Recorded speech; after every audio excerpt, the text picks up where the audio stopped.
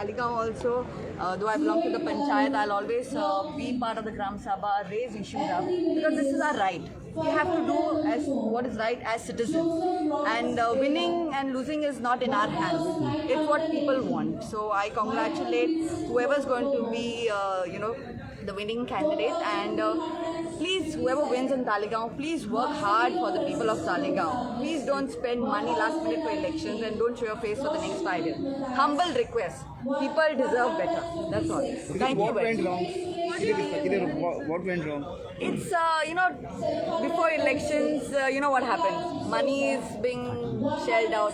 People are still hoping that we will give them a chance. And if you see our previous MLA's manifesto, she has not fulfilled a single thing. And, it's disappointing that, she's in the leading right now. So I just wish the people of Taligaon all the very best. And I thank whoever voted for me. God bless you all. And my fight for a good governance will always be there. Thank you.